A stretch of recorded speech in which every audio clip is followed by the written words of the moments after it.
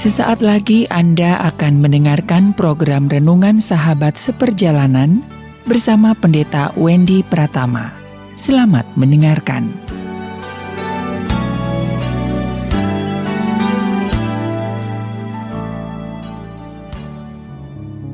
Selamat berjumpa kembali di dalam layanan audio Sahabat Seperjalanan. Hari ini adalah hari Senin 25 Januari 2021. Tema renungan dan saat teduh kita dengan judul Berbuah di Setiap Musim. Berbuah di setiap musim. Firman Tuhan terambil dalam Mazmur pasal yang pertama ayat pertama sampai dengan ke-6. Demikian bunyi firman Allah. Berbahagialah orang yang tidak berjalan menurut nasihat orang fasik, yang tidak berdiri di jalan orang berdosa, dan yang tidak duduk dalam kumpulan pencemooh, yang kesukanya Taurat Tuhan dan merenungkan Taurat itu siang dan malam. Ia seperti pohon yang ditanam di tepi aliran air, yang menghasilkan buah pada musimnya, yang tidak layu daunnya, apa saja yang diperbuatnya berhasil. Mari kita berdoa. Bapa yang di dalam surga, sungguh indah jikalau kami punya tanaman yang setiap musim, setiap keadaan itu selalu bisa menghasilkan buah, dan buah yang baik, buah yang luar biasa, yang memberikan sumber-sumber vitamin dan zat-zat yang dibutuhkan untuk kesehatan tubuh kami. Demikian juga kami sebagai orang percaya. Kami ingin menjadi seperti pohon yang bisa berbuah di setiap musim. Di dalam nama Tuhan Yesus kami berdoa. Amin. Sahabat seperjalanan yang dikasihi Tuhan, saya punya pohon alpukat yang ada di depan rumah saya yang ditanam oleh istri saya.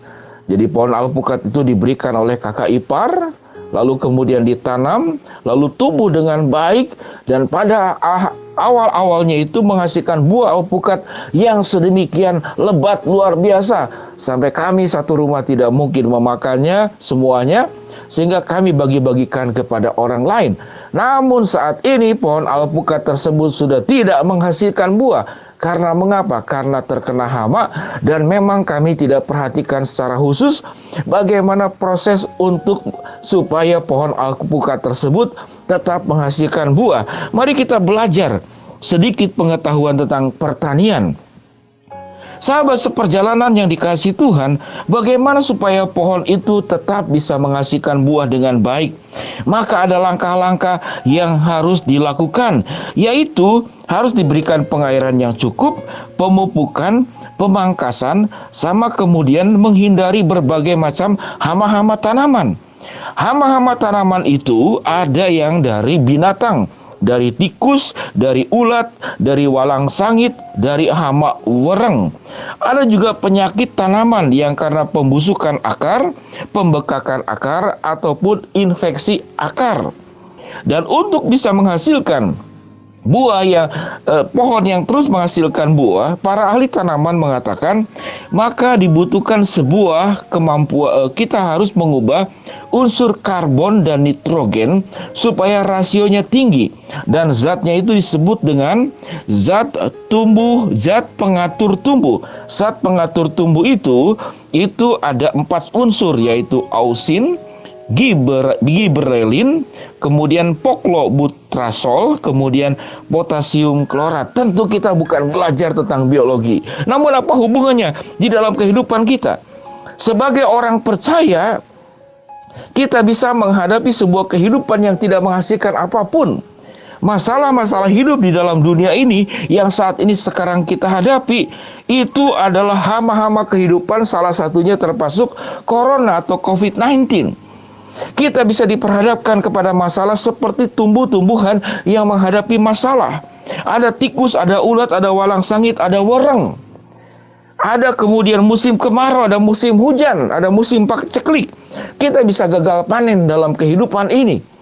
Rupanya kehidupan kita sebagai orang percaya dan kehidupan makhluk-makhluk hidup lain, termasuk binatang dan tumbuh-tumbuhan, mereka pun juga mengalami persoalan-persoalan yang sama. Dan bagaimana mengatasinya? Kita juga punya sebuah persoalan-persoalan kehidupan yang sama, sehingga setiap makhluk hidup mengalami persoalan yang sama. Untuk tanaman kita sudah bahas saya sudah bahas sebelumnya. Mari kita bahas sebagai orang percaya, bagaimana kita tetap bisa kuat, kita tetap bisa menghasilkan buah di setiap musim. Firman Tuhan berkata, hindari hama kehidupan. Apa itu hama kehidupan? Yaitu pergaulan buruk.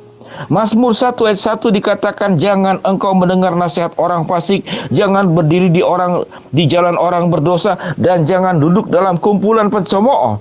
Ini pergaulan buruk. Orang-orang yang pergaulannya buruk itu, dia akan mudah hancur, mudah rubuh, dan kemudian dia akan sulit untuk bangkit kembali. Mari kita berbicara tentang hal yang sederhana, orang baik dan orang yang tidak baik. Orang yang tidak baik kalau menghadapi problem dan masalah seperti saat yang kita hadapi sekarang ini, biasanya orang akan malas untuk menolong. Kalau dibantu juga percuma. Dulu pernah saya bantu, namun tetap dia tidak berubah. Dulu pernah saya tolong dia, namun setelah dia berhasil, dia tidak mengucapkan terima kasih, dia tidak mengembalikan apa yang dipinjam. Itu orang yang tidak baik. Saya mempercayakan sesuatu kepada dia, dia punya kesempatan untuk mengembangkan, namun dia tidak melakukan.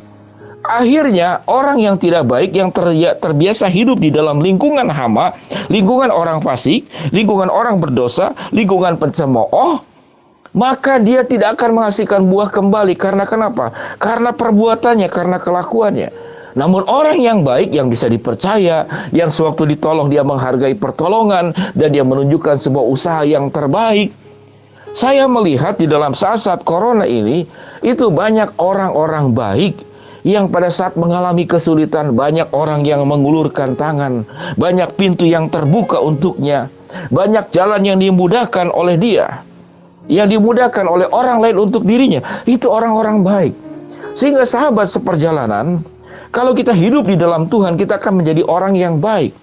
Apa itu orang yang baik? Menghindari pergaulan yang buruk, yang kesukanya adalah Taurat Tuhan, yang merenungkan Taurat siang dan malam. Dan tatkala orang hidup di dalam Taurat Tuhan, dia akan memangkas hama-hama di dalam dirinya, penyakit-penyakit kepribadian di dalam dirinya, karakter-karakter buruknya itu akan dipangkas dalam kehidupannya. Sehingga sampai saat sekarang saya meyakini bahwa orang-orang yang baik dalam kehidupannya itu yang dikatakan tidak bergaul di dalam pergaulan yang buruk, tidak mengikuti kebiasaan orang-orang fasik, orang berdosa dan pencemooh, namun kesukanya hidupnya adalah Taurat Tuhan, merenungkan Taurat itu siang dan malam, dan mendalami Taurat itu dan menghidupi Taurat itu, hidup di dalam kebenaran firman Allah, maka dia akan jadi orang baik. Orang baik itu saya banyak melihat selalu jalannya itu dimudahkan. Ada yang pintu terbuka, saya katakan, ada tangan yang terulur, ada jalan yang dimudahkan, dan orang cepat untuk menolong orang-orang seperti demikian. Sehingga masalah itu bisa menjadi berbeda. Orang menghadapi masalah yang sama, namun yang satu dimudahkan, yang satu tetap di dalam kesulitan. Dan tentu yang paling utama, Tuhan yang menolong kita, Tuhan yang membantu kita, Tuhan yang akan menjaga kita. Sahabat seperjalanan yang dikasihi Tuhan, mungkin saat ini kita seperti tanaman yang diserang hama tikus, hama ulat, walang sangit, hama wereng. Kita mengalami pembusukan dari akar, mungkin ranting atau dahan atau daun atau buahnya mengalami pembusukan. Biarlah kita boleh menjadi seperti orang-orang yang dikatakan berbahagia di dalam Mazmur 1 ayat 1 sampai ke 6. Jadilah orang-orang yang baik di dalam Tuhan, jangan jadi orang yang tidak baik. Hindari pergaulan yang buruk, sukai firman Allah, hidup di dalamnya, bersedia kebiasaan-kebiasaan, seluruh karakter-karakter buruk kita itu dipangkas. Jadilah orang yang bisa dipercaya, jadilah orang yang berjuang, jadilah orang yang bisa berterima kasih setelah engkau ditolong. Maka saya percaya lingkungan menolongmu, orang-orang menolongmu, dan tentu Tuhan akan menolongmu, dan engkau akan tetap berbuah di setiap musim. Mari kita berdoa. Bapa yang di dalam sorga, hamba-Mu berdoa buat sahabat seperjalanan yang sedang sakit di rumah sakit maupun di rumah. Tuhan jamah, Tuhan sembuhkan. Buat sahabat seperjalanan yang sedang menghadapi kendala, kesulitan, hambatan, rintangan, dan masalah dalam kehidupan, Tuhan bukakan jalan.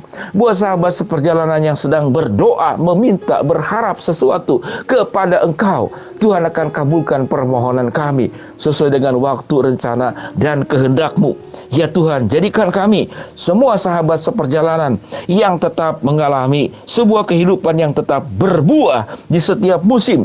Karena ada Allah yang menolong kita, dan kita juga mau bertumbuh sebagai orang-orang baik yang menghindari pergaulan yang buruk, yang menghindari karakter yang buruk, dan yang hidup di dalam kebenaran firman Allah. Di dalam nama Tuhan Yesus kami berdoa. Amin. Shalom sahabat seperjalanan. Tuhan memberkati kita semua. Tetap engkau menjadi pribadi yang bisa berbuah di setiap musim. Shalom.